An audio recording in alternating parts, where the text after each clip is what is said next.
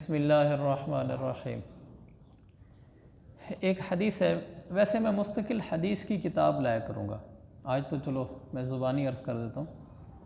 हदीस की किताब लूँगा, जैसे हम कुरान को तरतीब से पढ़ रहे हैं ऐसे हम हदीसों को भी तरतीब से पढ़ेंगे कि आपने जिस जिस पहलू से भी हमारी रहनुमाई फरमाई है, घरेलू ज़िंदगी के लिहाज से, तिजारत के लिहाज से, मुआशरत के लिहाज से, नमाज रोज़े के लिहाज से, लोगों के हकूक़ अदा करने के लिहाज से, तिलावत के लिहाज से, हज उम्रे के लिहाज से, सूद और जुए के लिहाज से, पड़ोसियों के हकूक़ के लिहाज से, ज़िक्र अज़कार के लिहाज से, तहज्जुद के लिहाज से, आपने हर पहलू से हमारी रहनुमाई फरमाई है। इन सब के ऊपर हदीसें लिखी हुई हैं, इन सब के ऊपर, और उन्वानवार लिखी हुई हैं। मसलन एक उन्वान कायम करते हैं मुहद्दिसीन, मिसाल के तौर पर नमाज का, तो उसके नीचे सारी नमाज की हदीसें। फिर एक उन्वान कायम करते हैं रोज़े का, उसके नीचे सारी रोज़े की हदीसें। इसी तरह मुआशरत है, सब्र है, हिल्म है, तौबा है, तो एक उन्वान और उसके नीचे हदीस है। इंशाल्लाह फिर हम वो पूरी पढ़ेंगे, ज़रा तफसील से हो जाया करेगा क्योंकि आधा घंटा होता है। आज कुछ हदीसें अर्ज़ कर लेता हूँ, कुछ सुन्नतें पढ़ लेते हैं। आप सल्लल्लाहु अलैहि वसल्लम ने फरमाया, इदा कुंतुम सलासतन फला यतनाजा इस्नानी दूनल आखरी। मुस्लिम की हदीस है कि जब तुम 3 आदमी हो तो तुम में से 2 आदमी तीसरे को छोड़कर आपस में ऐसा ऐसा बातें न करें। कितना दिक्कत नज़र पर मुश्तमिल दीन है, कैसी बसीरत वाला दीन है कि हो सकता है कि तीसरा आदमी ये समझ ले कि ये ना मेरे बारे में बात की है इन्होंने। मुमकिन है उसके दिल में ख्याल है कि आखिर मुझे छोड़कर 2 आपस में लगे हुए हैं, तो उसके दिल को दुख होगा। आपने फरमाया मिन अजली अन युहज़िनहु, हदीस कि इस वजह से कि शायद उस बेचारे को दुख हो कि यार मुझे छोड़कर आपस में लगे हुए, पता नहीं क्या वजह है, तो उसको दुख से बचाने के लिए आपने इसे मना फरमा दिया। और फिर आपने फरमाया हत्ता तख्तलितु बिन्नास, उस वक्त तक उन 3 आदमी में से 2 आदमी आपस में बातचीत न करें जब तक कुछ और लोग न आकर शामिल हो जाएं। जब और लोग आकर शामिल हो जाएं, अदद 3 की बजाय 5, 6, 7, 8 ज़्यादा हो जाए, फिर उनमें से 7-8 आदमी हो गए, 2 आदमी एक तरफ बैठकर ऐसा ऐसा बातें करने लग गए, तो अब कोई हर्ज की बात नहीं। अब किसी को ये महसूस नहीं होगा कि यार मुझे छोड़कर क्यों बातें कर रहे हैं। वरना ऐसी कोई भी जगह जहां हमारी बात करने से अगले आदमी को कोई ऐसा ख्याल पैदा हो कि शायद मेरे बारे में बात हो रही है, वहाँ हमें बात करने से ही इज्तिनाब करना चाहिए, वरना मुफ्त की दिलों में बातें पैदा होना शुरू हो जाती हैं। वो एक वाक़या भी है कि 2 दोस्त थे नौजवान, वो रोज़ाना दोनों घोड़ों पर, 2 आदमी 2 घोड़ों पर कहीं जाते थे काम के लिए, सुबह शाम को फिर वापस आते थे। तो वो किसी बस्ती से गुज़रते थे, तो वहाँ की औरतें एक दिन बैठी हुई थी, तो आपस में कहने लगी इन 2 की बड़ी गहरी दोस्ती है, ये इकट्ठे ही जाते हैं, इकट्ठे ही आते हैं, बड़ी दोस्ती है। तो उनमें से एक बूढ़ी औरत बैठी थी, उन्होंने कहा जी इनको जुदा करा के दिखलाऊं। उन्होंने कहा जी ये नहीं हो सकता, हमें तो एक मुद्दत होगी, देखते हो बड़े अरसे से इकट्ठे जाते हैं, इकट्ठे आते हैं और गपशप लगाते जाते हैं, लगाते आते हैं। उसने कहा कि 5 मिनट भी नहीं लगेंगे, ये ज़िंदगी भर के लिए जुदा हो जाएंगे। तो वो औरतें कहने लगी ये कैसे हो सकता है। कहा जी 5 मिनट तो ज़्यादा हैं, 1-2 मिनट में कर दूँगी। उन्होंने कहा अच्छा भाई करके दिखला दे। कहा अच्छा कल देख। अगले दिन वो जब 2 आ रहे थे, तो ये औरत बूढ़ी रास्ते में खड़ी हो गई। तो जब एक घोड़सवार उनके करीब आया तो इसने उसको इशारा किया रोकने का, वो रुक गया। तो उसने कहा जी अम्मा। कहा जी बेटा आपसे बात करनी है। कहा जी करो बात। कहा नहीं आपके कान में बात करनी है, ऐसा से आपको कहना है, ऐसा ऐसा बात करनी है। अब देखें कुल ये 3 हो गए ना, 2 ये दोस्त और तीसरी औरत हो गई, टोटल 3 आदमी एक जगह खड़े हैं। तो उन्होंने कहा जी आपके कान में बात करने का। अच्छा अम्मा कर लो। कहा जी कान नीचे करो। उसने घोड़े पे बैठे हुए कान नीचे कर लिया, औरत नीचे खड़ी थी तो इसका मुंह उसके कान तक पहुंच गया। कुछ थोड़ी देर ये उससे कोई ऐसे बोलती रही। उसने कहा ठीक। वो चले गए। आगे गए तो दोस्त ने पूछा हाँ भी क्या कहा उसने कहा जी उसने मुझे कोई बात नहीं की। तो उसने कहा नहीं कोई बात तो की होगी। कहा नहीं उसने मुझे कोई बात भी नहीं की, कहा आखिर तुम्हारे कान के साथ मुंह लगा के खड़ी थी? क्या पता नहीं क्या मसला था उसको, मुझे उसे कहा है कि मैंने बात करनी है, बात कोई नहीं की, मुंह हिलाती रही ऐसे। तो कुछ कहा है तो मेरी समझ में नहीं आया, वरना कहा कोई नहीं है। उस दूसरे दोस्त ने कहा ज़िंदगी भर की दोस्ती तो एक बुढ़िया के पीछे तोड़ना चाहता है, तो मुझसे छुपा रहा है कि क्या बात है। उसने कहा नहीं बात कोई थी नहीं। कहा सीधी कह दे हमारी दोस्ती ख़त्म।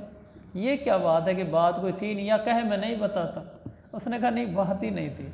उसने कहा अच्छा इसका मतलब है रास्ते जुदा जुदा। अगले दिन एक आगे जा रहा दूसरा पीछे जा रहा हो। तो औरतें कहने लगी बूढ़ी अम्मा को कि ये तूने क्या किया है, सालों के इकट्ठे दोस्त मिनट में जुदा कर दिए। उसने कहा मैंने कुछ भी नहीं किया, जो तुम्हारे सामने किया था क्या था। कहा क्या किया था। कहा मैंने उसके कान में ऐसी खुसर फुसर की थी, लफ्ज़ कोई भी नहीं बोला था। अब इनकी दोस्ती इसलिए टूटी होगी, उसने इसको कहा होगा बात बता, इसने कहा बात कोई नहीं।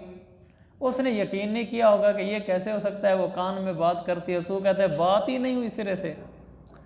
तो ये कस्में उठाता रह गया होगा, वो कहता होगा मेरे साथ तो दोनों बरी कर रहे हैं, बस ये जुदा हो गए और कोई वजह भी नहीं है, मैंने क्या कहना था इसको। और ऐसे ही हो गया, फिर रोज़ाना आगे पीछे जा रहे होते थे इकट्ठे जाने की वजह। ये है मेरा नबी। कहा 3 आदमी हो, 2 आदमी आपस में कोई बात ना करें, ना जाने तीसरे के दिल में क्या ख्याल आ जाए। आप सल्लल्लाहु अलैहि वसल्लम ऐसी ज़िंदगी हमें देकर गए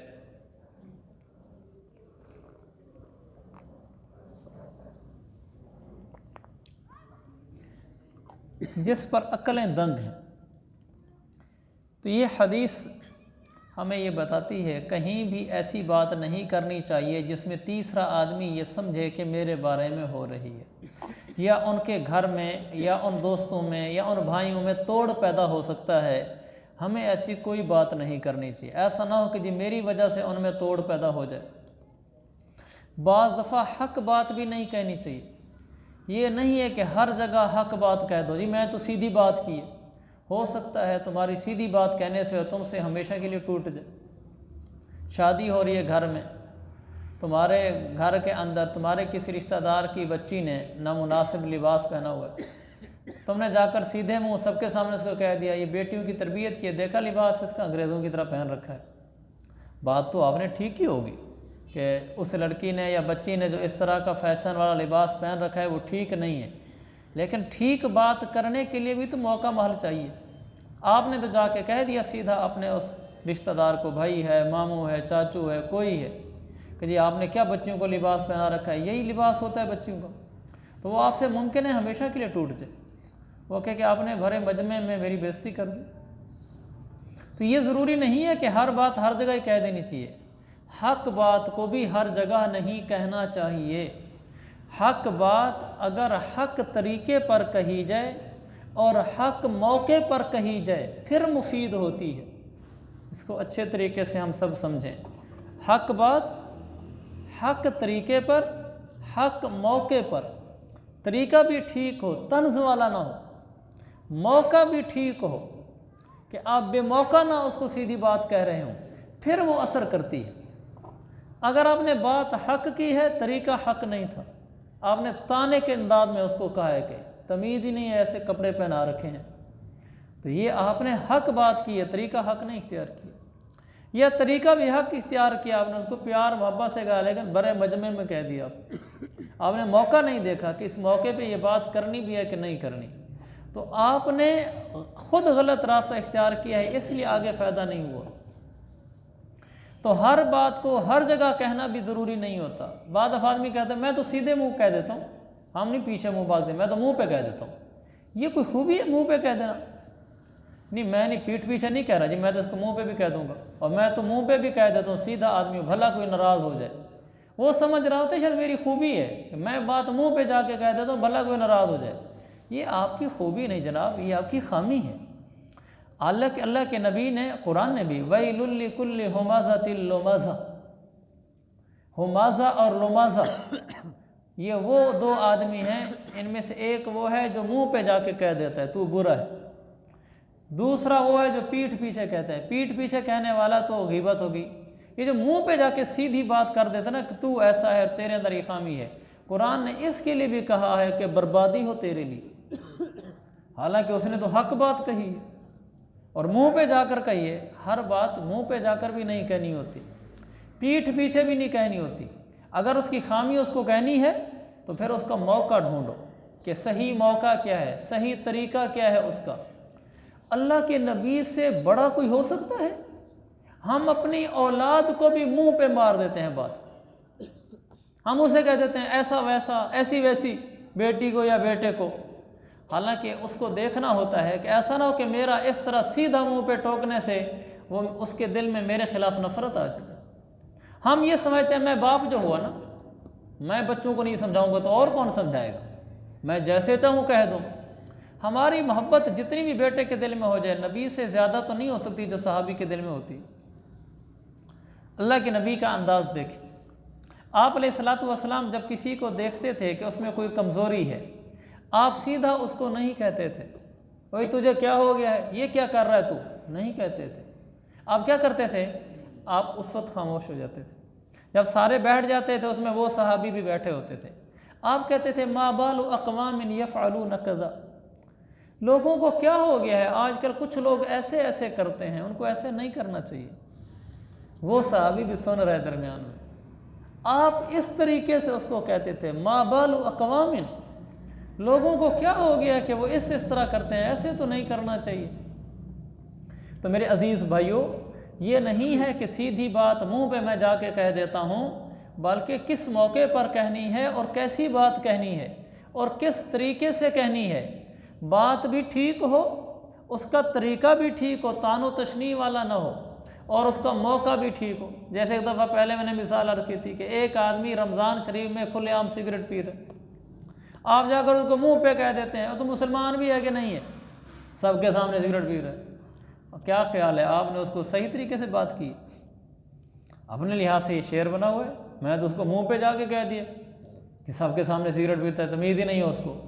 ये उसका कसूर नहीं है, उसका तो जो कसूर था सो था, आपका भी कसूर है। आप में बर्दाश्त नहीं थी, आप में सही तरीका नहीं था बात करने का, सही मौका नहीं ढूंढा आपने बात करने का। हमारे यहाँ तबलीग में कहते हैं ना, रोटी तब पकाओ जब तवा पक जाए, गर्म हो जाए। कच्चे तवे पे रोटी लगा देंगे, रोटी गंदम जैसी कीमती चीज़ भी ज़ाय हो जाएगी। पहले तवे के इंतज़ार करो कि तवा जब पक जाए, वो रोटी को कबूल करने की सलाहियत अपने अंदर पैदा कर ले कि अब मेरे ऊपर आटा डालो, पका कर पेश करूँगा। अब आटा डालना चाहिए, उसमें सलाहियत ही नहीं है मेरी बात सुनने की। मैंने सीधा मुंह पे कह दिया कि मुसलमान नहीं है, जाके सिगरेट पीता है सबके सामने, ये मैंने गलत किया। जैसे औरत ने रोटी को, पेड़े को कच्चे तवे, उस ठंडे तवे पे डाला, ये तवे का कसूर नहीं है, ये इस पकाने वाले का कसूर है। जब हमने इस्तान और तशनी के अंदाज में भला अपनी औलाद को, अपने रिश्तेदार को, किसी को टोका, भला शागिर्द को टोका और उसने आगे से बात को नहीं लिया, ये उसका कसूर नहीं है, ये हमारा कसूर है कि हमने उसको सही तरीके से बात पेश नहीं की है। मेरे अज़ीज़ भाइयों, ये हमारा दीन है, ये मेरे लिए भी है और आपके लिए भी है। हक बात। अच्छा, बाद दफ़ा इससे भी हट कर, बाद दफ़ा शरीयत का मसला है, चलो ये तो कोई समझाने की बात होगी, शरीयत का मसला है, वो मसला भी हमेशा ऐसे नहीं होता कि हर मौके पे जाके कह दो, उसका भी मौका देखना होता है कि ये मसला कब बयान करना है और कब नहीं करना। अल्लाह के नबी सल्लल्लाहु अलैहि वसल्लम ने बैतुल्लाह की तामीर में जो हतीम बना हुआ है, इस हतीम को आप बैतुल्लाह में दाखिल करना चाहते थे, इसलिए कि हज़रत इब्राहीम अलैहिस्सलाम ने जो बैतुल्लाह बनाया था वो ये मौजूदा बैतुल्लाह नहीं था। इसके साथ जो गोल दीवार है हतीम की, ये भी उसमें शामिल थी। उनके पास बाद में जब मुशरिकीन मक्का ने बनाया तो उन्होंने शर्त लगाई थी कि अभी हम हलाल पैसों से बनाएंगे। हलाल पैसे से बनाते बनाने हम उसमें रंडियों का पैसा, शराब का पैसा, ये गलत पैसा नहीं लगाएंगे।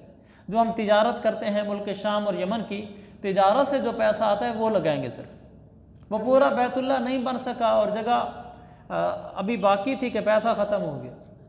तो उन्होंने कहा लंबा कमरा तो बन नहीं सकता जितना मौजूदा कमरा है, कि यहाँ पर दीवारें खड़ी कर दो बस। यहाँ दीवारें खड़ी कर दी और छत भी नहीं डाली थी, पैसे नहीं थे। फिर बाद में छत डाली गई। वही बैतुल्लाह फिर अल्लाह के नबी के ज़माने तक चलता आया। जब आपको बैतुल्लाह मिला है तो आप अलैहिस्सलातु वस्सलाम ने बैतुल्लाह को तोड़कर नए सिरे से नहीं बनाया, आपने क्या फरमाया हज़रत आयशा से? आपने फरमाया आयशा लौला हिदसान कौमी की, ऐशा अगर ये तेरी कौम नई नई मुसलमान न हुई होती तो मैं बैतुल्लाह को तोड़कर कवाइद इब्राहिमिया यानी बुनियाद इब्राहिमी पर इस बैतुल्लाह को तामीर कर देता। यानी लेकिन चूँकि तेरी कौम यानी मक्का वाले अभी ताज़े मुसलमान हुए हैं, अभी तो इस्लाम का आगाज़ है, अभी से मैंने बैतुल्लाह तोड़ दिया तो क्या कहेंगे कि बैतुल्लाह तोड़ता है, खाना काबा तोड़ने के लिए आया है। बैतुल्लाह का तकद्दुस तो सबके दिलों में था, भला वो मुशरिकीन थे लेकिन बैतुल्लाह का एहतराम करते थे, इसलिए तो हलाल आमदनी से बनाया था। तो आपने ये मसला था कि आप अलैहिस्सलाम उस हतीम वाले हिस्से को बैतुल्लाह में शामिल कर लें, लेकिन नहीं किया कि मौका नहीं था, कि उसका नुकसान ज़्यादा हो जाना था, तो आपने उस मौके पर उसको बर्दाश्त किया।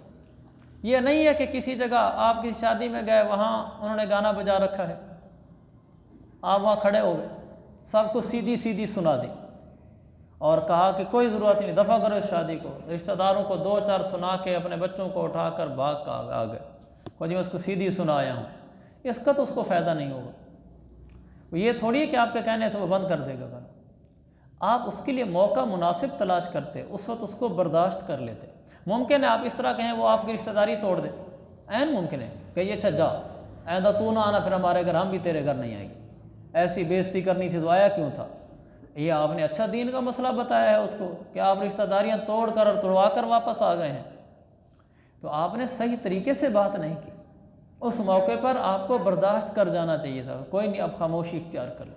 हाँ कहीं कहना भी होता है, वहाँ कह दिया जाए, जहाँ नहीं कहना होता वहाँ नहीं कहा जाता, हर जगह हर बात नहीं कही जाती, ये इस शरीयत का मिजाज है। तो मेरे अज़ीज़ भाइयों, दीन की बात भी किसी को करनी हो तो बात जहाँ सही हो वहाँ ये भी ज़रूरी है कि मौका भी सही हो और उसका तरीक़ा भी सही हो, साथ एक चौथी चीज़ शामिल कर लें तो नीयत भी सही हो। चलो दीन की बात में अमूमन नीयत तो सही हो ही जाती है, लेकिन बाद दफ़ा तरीक़ा सही नहीं होता और बाद दफ़ा मौका सही नहीं होता। ये चंद बातें थी जो इस हदीस की रोशनी में मैंने अर्ज़ की हैं। इंशाअल्लाह आइंदा हर मंगल को हम हदीस का दर्स बयान किया करेंगे, बाकायदा किताब से, मैं किताब लिया करूँगा, और पहले 3 दिन कुरान और 1 दिन हदीस। अल्लाह ताला अमल की तौफ़ीक़ अता फ़रमाए।